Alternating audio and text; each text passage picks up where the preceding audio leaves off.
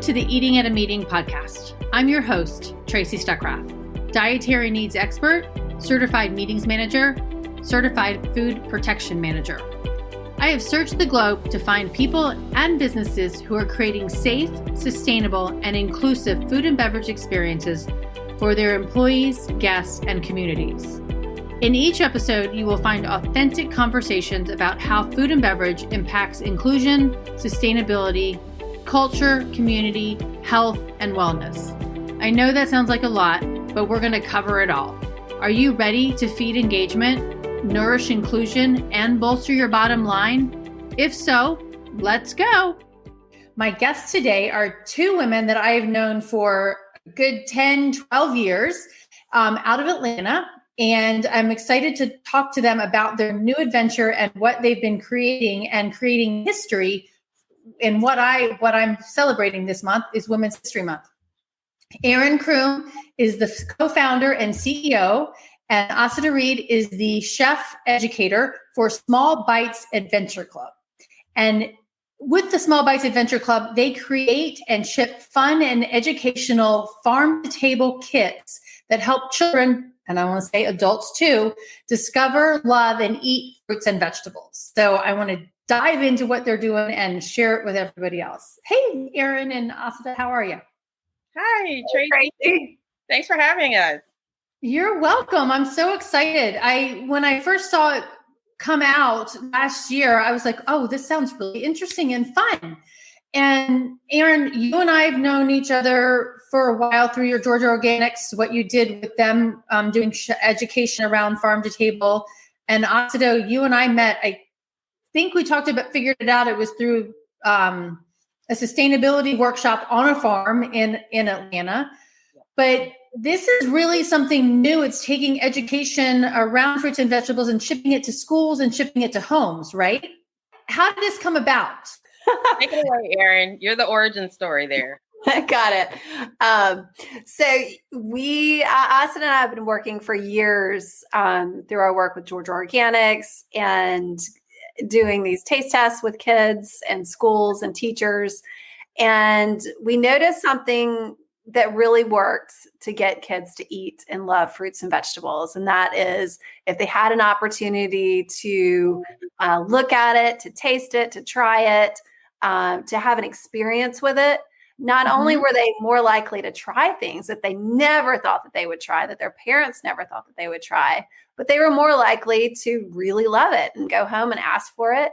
And so we thought, well, what's a way that we could make this more scalable and more replicable so we could reach more kids? Because, like Asta could only make it to, a few classes every week. So we teamed up with Judith Winfrey, who was building Peach Dish at the time. Right. And she had the food logistics and the shipping logistics kind of under wraps. And Jenna Mobley, who we've been working with for a long time, who's a certified educator. And we thought if we could all put our minds together and coming up with a way to create a turnkey resource for parents and for teachers that made it really easy for them to engage their kids about fruits and vegetables in ways that were really fun, that were really topical, and put farmers front and center as the real hero behind the product. We thought, that would be something really cool. It's something that's not on the marketplace. It would be really fun to make, and it could make a really big impact. That's so fun because it's sending it back to their places. And I know, through what you were doing before with Georgia Organic, it teaches them, like you said, about that fruit and vegetable, where it's coming from, because you're talking to farmers and educating them, about farming as well. I think that's just so fun. And I was looking at your Instagram account, and there's kids eating kale and carrots, and they're learning about seeds. And your most recent one was from a photo shoot today that you're learning about herbs and spices. Yeah, I know. So is that what your kits are about? It's really, I know we say that it's about the food, but it really isn't. It's about the experience for the children. That's how children learn. They're experiential learners. Like anything that they do, they've got it. Like giving them a list and telling them what to do, that's cute. But if they do it, if they get their hands involved, if they engage their senses, if there's steps for them to follow, then they learn it and they own it. So food here is acting like a medium to pull together different types of learning experiences. And it just so happens that the food that we're talking about is beautiful farm fresh produce, seasonal produce, or even fun things like nuts and seeds where they learn about growing and seasons, or like you said, the herbs and spices, where we're going to go not just into the sensory experience, but the history of herbs and spices and how they've impacted health and wellness and culture and finance all around the world. So when these boxes get delivered to schools, it's a perfect opportunity to pull from like cross-curricular standards and have a beautiful melting pot right in the middle where the kids can really get it. And same thing when it goes home, it's an opportunity for the kids to really experience what's in the kit. And we kind of, as parents ourselves, have a little vested interest in the kids pulling the parents in and having it be an interactive experience for both the kids and the parents. Because, and I did see on one of your Instagram posts, it says, when you're cutting, and I think it's a picture of the kid cutting cucumbers, like with supervision, right? So you're not saying, go out and take the chef's knife and start chopping without your mom and dad there, right? And there's lots of guidance even before they get to actually cutting on how they can safely hold a knife. They learn the parts of the knife. They learn how to hold their hands to keep their fingers out of the way. All of that before you even pick up a knife. And it's a safety knife. It's a nylon serrated knife. It's not like we sent sabers. Actually have it right here. I can unpack it for you if you want to check it out. See if I can zoom in on you, Erin.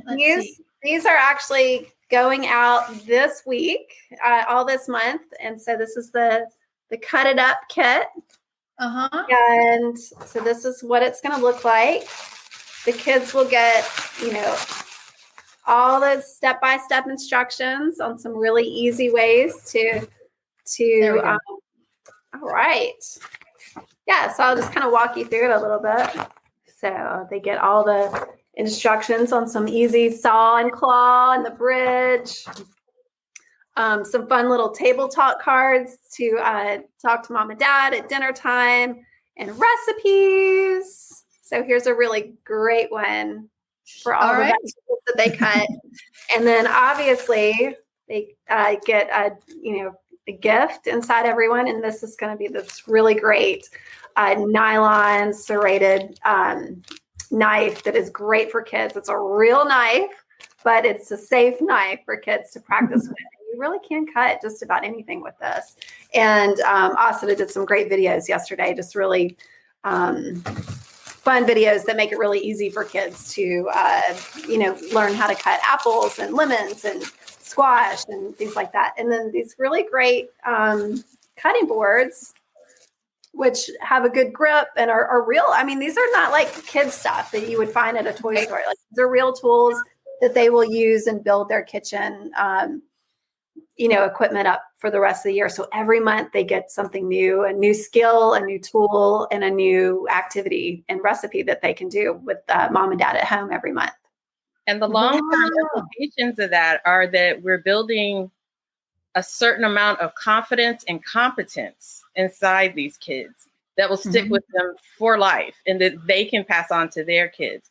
Because as a health educator, I work with adults inside of nutrition education, and that is a huge what's missing for adults. They don't have knowledge of the kitchen. They don't know how to use the tools. They don't feel confident to cook for themselves. And so they're always looking for the next diet, the next fad, the next trend or whatever to fix them. Well, we're hoping here with impacting children, and science backs this up. We've got a lot of research behind what we do. By impacting children, not only are we going to impact their health outcomes as adults, there's a trickle up effect inside of their own families. When the children adopt healthy behaviors and attitudes, they insist on the same from their parents. And in America in particular, parents will buy whatever the kids want if it makes them happy. I mean, we really see the impact of marketing towards children and adults kind of acquiescing to children for purchasing. Well, and that goes to something that Erin had said when, I reached out to you guys originally, is that $1.8 billion of marketing to junk food to kids as young as 2 years old. And that's just scary with everything that's, out there and on the commercials and the fact that the only part where they have to be true or factual is on the nutrition box label, the white box label. So when they're advertising all of that food to the kids in the commercials, it's, you're going to get this trick or you're going to get this toy with it. I like your toys much better because it gives them a long-term skill set as well. That's true. When you take into consideration how much kids are on tablets, particularly now with remote learning, the commercials on the ads that are on YouTube, the ads that are in the games, the ads that are in the apps. I kind of monitor my kids' television, like, we're doing Netflix instead of cable. So commercials were completely out until all of this other technology came in. So yeah, they're being marketed to heavily for all the foods we probably don't want to push on them. And I really see our work is education, but in a way it's a different type of marketing. We are, when you watch those commercials, a lot of times it is a little bit about the taste of the food, but it's also about, it's fun, it's exciting, experience this lifestyle. And I feel like, maybe, but I know fruits and vegetables are really exciting too. There is nothing more interesting and exciting than planting something and watching it grow and trying it. That's the real deal. Kids will really lock onto that. And I think kids are pretty savvy. And so we can, engage them really naturally through our products. And I think parents get really excited about it too, because it is a real experience that, creates memories. It creates opportunities for family engagement. And so that's what we're locking onto. And we're real big on exploration and the adventure side of it. Yeah, discovery, all of that. And I'm amazed by how much we put into every kid. It's not like your kid's going to open this and be done with it in 30 minutes. This is something that's going to hang out and they're going to return to it again and again throughout the month because we put so much into every kid. Okay, so is there something each week for them to do with that monthly kit, or is it? It's not outlined on a calendar that way, but there's so much in there that I think most kids would get through, say, one activity and be cool for a while. And then they're going to come back and unpack some more. And then there's stickers if you just want stickers. And then there's a journal if you want to do some writing. And, oh, hey, we've got something to measure. And, oh, I got to wait for this plant to grow. But when it does, I'm going to start measuring it and I'm going to draw a picture of it. So imagine planting a seed, then having it grow and then having it produce fruit. That's how long a child can be engaged with one kit. Or imagine we give them a bunch of spices and we teach them how to make a spice rub, but then there's a little extra in there. That child can now paint with those spices or make their own custom spice rub and experiment with tastes and flavors. So they can come back to the kits again and again and again and again. And I saw Jenna's video on the seeds, the corn seed and the sunflower seed. Now, are you also doing this? Is there stuff on YouTube that you all are producing with the kits that they can go to, or how does everybody get that? Yeah, every kit usually has 2 or 3 videos that are attached to it. So the kids can meet the farmer, they can learn an activity. And we always, usually have Chef Asata up there, guiding kids through a really simple, fun recipe that includes many, many substitutions. I think that's the other thing is we send these out and she's like, here's one way to make it, but here's 10 other ways to make it if you don't have those ingredients. And that's really important. Easy ones that don't require, these are like foundational recipes that like everyone should know. These are not complicated. These are not soufflés. These are not complicated casseroles. These are ways to do really fun, easy recipes that you can enjoy with fruits and vegetables that you can build on for the rest of your life. And for one of the examples was a 1, 2, 3 vinaigrette. And we sent out this cute little, salad jar. And it really has, 3 olive oils, 2 vinaigrettes, 1 mustard. And kids understand that is the foundation for every great vinaigrette. You can add stuff, you can switch it around, but if you understand that, and so she teaches about ratio, she teaches about emulsification. So it's like, wow, that's a big word. Understand that. Yeah, right. And I think that's why I love it is so many of the cooking kits out there, are teaching recipes, but they're not really teaching, the foundations of the things that you need to know so that you can, alter it and change it and substitute as you go. And that's what I mean when I say kids own it. Like there's a difference, and I hear this again, working with adults, there's a difference between following a recipe and knowing how to cook.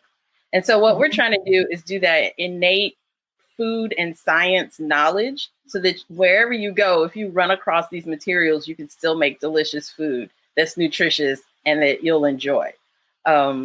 And when Erin was saying we always issue substitutions, there's two reasons for that. We want to be sensitive to everyone's social ecological position right now, particularly with COVID and its impacts on different homes and their economics. So a lot of this is stuff that typically is in pantries or refrigerators at home. So parents aren't going to have to make a special trip to a specialty store. And then there's also substitutions for lifestyle, because we realize that not only is eating plant forward more healthy, but a lot more families have adopted being vegetarian or vegan. And we always have to be aware, of course, and, of the most common food allergies. And Tracy, you and I go, way back on that. So that's another consideration that is taken whenever we put recipes together. So even though they're very simple, they may only have 3 to 5 ingredients. They're not slapdash or haphazard. A lot of thought has gone into making these recipes and these experiences as equitable as possible, as inclusive as possible for children and their families. And that's so important, especially, with COVID, when we saw so much of, farmers struggling when we did this, but then also I think it really opened our eyes to our food system and where things are broken, and kids getting food, and kids that relied on the school food program to eat. And now this is helping them do that in their own homes, as well. And you don't know where you are and what everybody's situation is when you close the front door, right? That's true. And Erin, can you talk a little bit about the Health Empowers?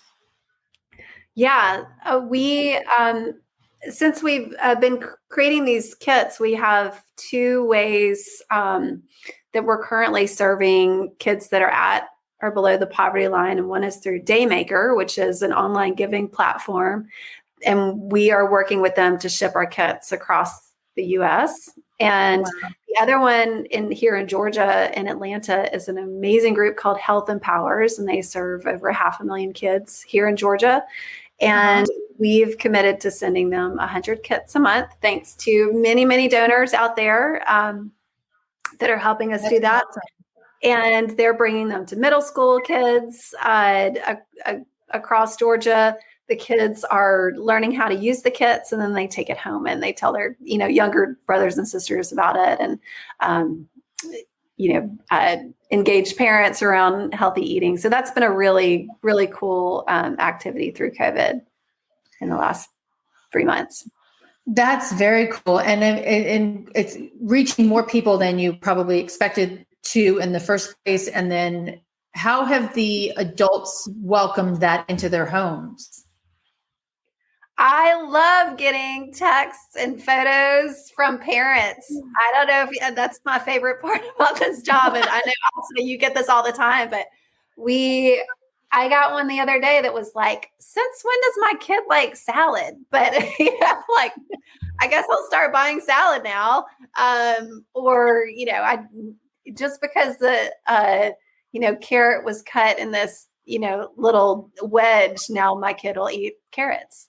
So just those little changes can make big impacts. And I think parents are always way more surprised than kids about the things that they'll eat and try when they have an opportunity to learn about it and engage with it without, having it shoved in their face for the first time at dinner, where it's very scary and risky. And when they just have an opportunity to literally play with their food. Right. Yeah. And this builds on the science that says kids need multiple exposures. They're kind of hardwired to be a little cautious because anything you put in your mouth can poison you. Okay. But as they age and they start to trust the knowledge and the information around them, they can become more curious, more adventurous, and they just need some help and guidance along the way. I think the parents are really the hard sell. Getting adults to change their eating habits to embrace a plant-forward existence is a lot harder than getting kids to just open up and explore and enjoy and discover fruits and vegetables for what they are. The kids, they're all in, and the parents are pretty much always surprised. It's always a pleasant surprise. Well, and I was in California for a couple of weeks, and a friend of my friend's company sent home a vegetable box, and they're getting a vegetable box for 12 weeks. And he came out and he's like, Tracy, what are some of these vegetables? Right. I don't know what some of these are. And I have this great picture of him showing them off, but it was chard, and which is the rainbow chard, which is just beautiful. Beautiful. And there were sweet potatoes, and it was a humongous box, and cauliflower and apples. And I mean, he knew what those were, but the Swiss chard and something else were. And he's like, I don't know what these are.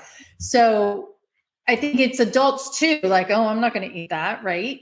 And adults can kind of taint children's experiences with their own baggage.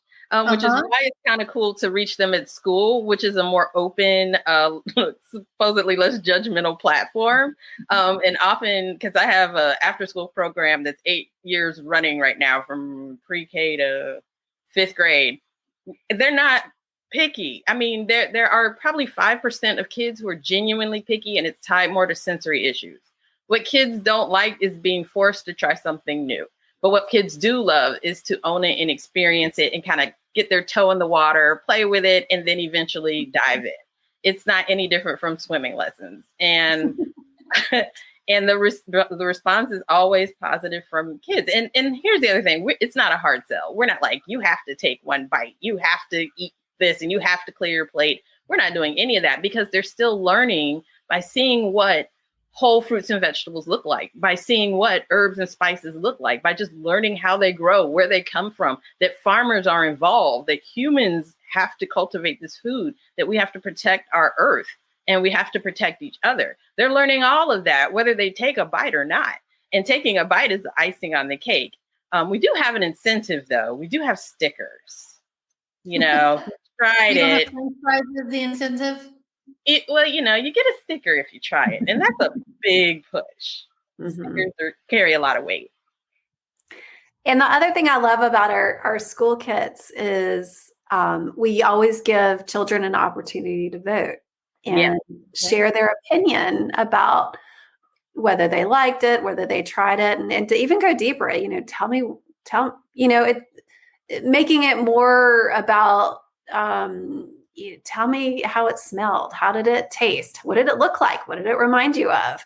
How would you like this differently next time if you didn't like it? And it's less about, oh, I liked it or I didn't like it. We're really interested in that mindful eating aspect and getting kids to think about food in a way that, will engage them for much longer than, just that moment. And one of the things I like to tell parents is kids will eat what they grow, kids will eat what they cook, and kids will eat what they are invested in. And so that whole explaining why you didn't like it is their investment, it's their buy-in. Or if you're going to the grocery store and say, can you pick out the cheapest black beans, or you weigh out 1 pound of green beans, they're invested. And it's having them be involved in those different levels that makes it less about parents feeding kids as I'm putting this behavior onto you that I want you to adopt. And it becomes more of a mutual exchange of, this is what we do. We eat vegetables. It's not healthy. It's just normal. We eat fruit. We have herbs in our food. It's not healthy. It's just what we do. So in one way, we're kind of normalizing the behavior we want to see. And your shirt goes well with that, world changer.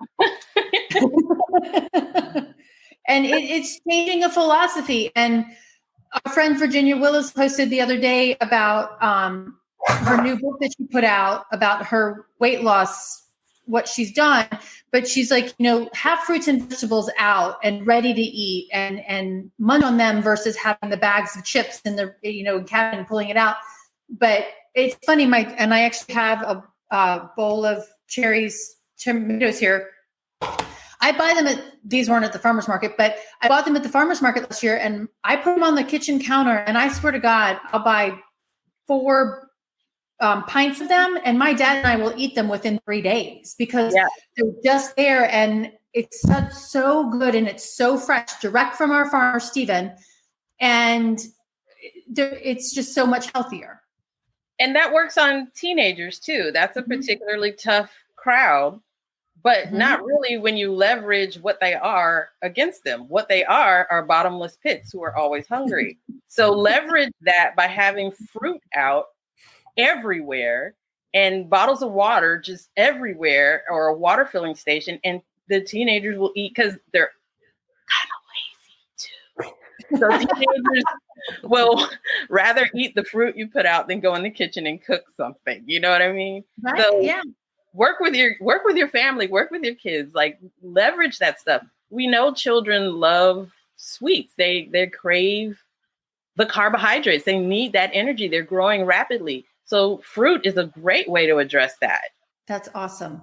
So Erin, what do you feel your greatest accomplishment so far? And when you officially launch and you've sold a couple thousand kits, or how many kits have you sold and what have you accomplished? Sure. Well, we started as a pilot back in 2018.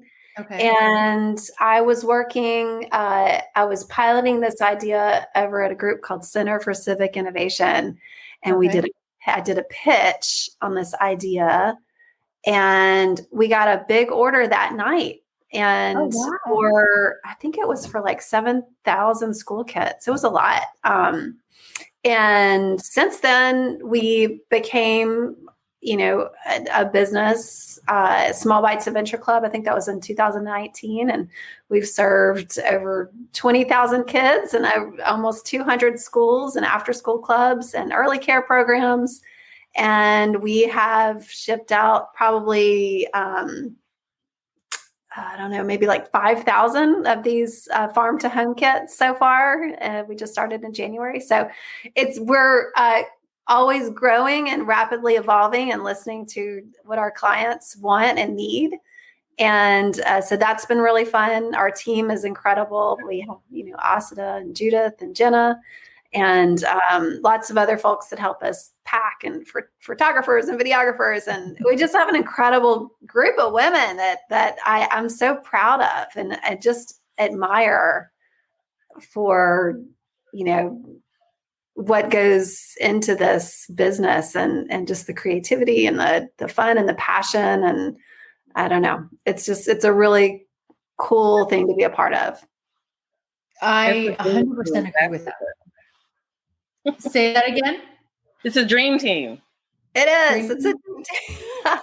We've all known each other for a really long time. And we also really admire each other and we all have different skills, really different skills. And, but it all seems to come together really seamlessly. We work really hard together, but, I don't know. I think one of my favorite things is we have this monthly brainstorming meeting where we're thinking about the themes and the ideas and, having us all together, even in COVID, on these Zoom meetings, I just walk away thinking, man, I'm the luckiest person alive. I have the best team. And this is something that I'm really passionate about, the farm to school programs and prevention-based programs. I feel so strongly that there is a need to rapidly address the situation that, kids should be eating more fruits and vegetables. They can be eating more fruits and vegetables, and we need more innovative businesses and nonprofits that are working 24/7 to address this. And I was looking for that for years. And I think when I looked around, I was like, well, we have all the right people right here in our community to work on something really cool and innovative. And that's what we're doing. And it's been a blast. I'm really proud of us. I'm proud of our team. You should be. Okay. The one question I want to ask, so you guys, ladies, women, it's Women's History Month. And to me, you're making your own history with what you're doing. And Erin, you just pretty much said that. So how do you want to be remembered for what you do? I'm big on empowerment. I want to be remembered as someone who empowered others and that they took what they learned from me and magnified it. I want to be a candle that lights a million other candles, and each one of those candles lights a million other candles. And in that way, I'll be eternal. I like being eternal. I hadn't thought of it before. That's a great one. You can't top that? I can't top it. That's what she said. Because you're basically doing that by creating the foundation. You are creating that eternity of helping kids understand and parents understand the value of eating fruits and vegetables and what that does, and being good, viable people to the community, introducing them to the farmers and how to make food for themselves. So tell everybody, because you're not just in Atlanta, you have expanded. So how can people find you and order your product, small kit program, the Small Bites Adventure Club program? Smallbites.club. Okay. And there is a tag on the top for farm to home kits and for school kits. You can find us on Instagram and Facebook and Twitter at Small Bites Club. Okay, awesome. And that's a YouTube page too. The YouTube page. YouTube. Oh my gosh. The farmers and Jenna. Yes. And Asa and her little girl have an incredible series called the ABC Adventures, and it is the best. It's on Small Bites Adventure Club YouTube channel, and it's the cutest and the greatest. And when some of our early care education centers, they can't do field trips right now due to COVID. Okay. So we do have some Meet the Farmer experiences there, where kids can still connect with the farmer beyond what's in the kits, because they also get an introduction there. But this is more visual, and the farmers are talking about, all things farming. So I think that's a great resource as well. Oh, no, that's awesome. Okay, so 2 final questions. What is one tip? I'll get one from each of you. What is one tip that you can give that can really help parents or kids teach their parents or parents teach their kids about fruits and vegetables? One tip is, I have 2 tips, and that is, don't make mealtime a wartime. It is time to enjoy and have fun, and it is not a place to fight about food, because you will never win. And the other thing is to have one little thing that they can do to prepare for dinner to help. And for example, my kid will tear the parsley leaves, to put in the rice, something like that. Help set the table, help it, get them ready for a fun time as a family. It's funny that you say that, because I'm 52 and I live with my parents. And a couple of months ago, my mom was like, you and Dad need to get in the kitchen here with me, and we need to help with dinner. You need to set the table, or you need to do something with dinner. And even at our age in the 70s and 50s, that is still important. Or my mom was like, okay, it's 5:00. It's time to have a drink and sit down and have a conversation. And so it doesn't matter if you're 4 or you're 52, sitting down and having that meal with your family, I think, is still really, really important. Mm-hmm. And I would say, because that was going to be one of mine as well, I did an interview and I was saying, you may have your kids for 18 years. So don't panic. You don't have to have them eating the entire spectrum of vegetables by age 6. That's rather ambitious. And then it was, it occurred to me, like, Your kids don't necessarily leave at 18. They don't stop being your children at 24. They don't stop being your kids at 48. They're always going to be your children. So the habits that you are instilling, the habits that you model, the expectations that you carry, the examples that you put on the table matter far more than arguing with a 6-year-old about whether or not they're going to finish that cold broccoli. And in fact, you're going to make more of an impression by eat that food, or you're not getting dessert, or you're not getting up from this table, or you're not going outside to play, or you're just going to have to eat it again tomorrow. You're making a far stronger impression with that behavior than you are by serving the broccoli in the first place. So my one tip to parents would be chill, bro. Like dial it down a little bit. Serve healthy food. Eat, not even healthy, serve fruits and vegetables along with whole grains and lean proteins. Enjoy your food. Make colorful plates. Make things that are savory and delicious that you just love, and really enjoy eating well. Balanced meals so that when your kids, if your kids ever leave, they'll know how to replicate it. And if the tables turn and they're taking care of you one day, they know how to do it. Right. You have to be the guiding example. If you want your kids to be great eaters, be a great eater. Yeah. Oh, I love that. That's a great tip. And I don't even know if I want to ask the other question, but the other question was, would anybody in history, who would you want to have at your table for that conversation and that meal?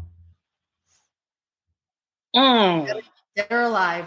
Okay, I'm torn between two. One is my grandmother, Georgia, because I didn't have enough time with her to be an adult and have her as a grandmother. Although I love dearly my grandmother that I do have, but that would be one person. And then the other, Michelle Obama, hands down.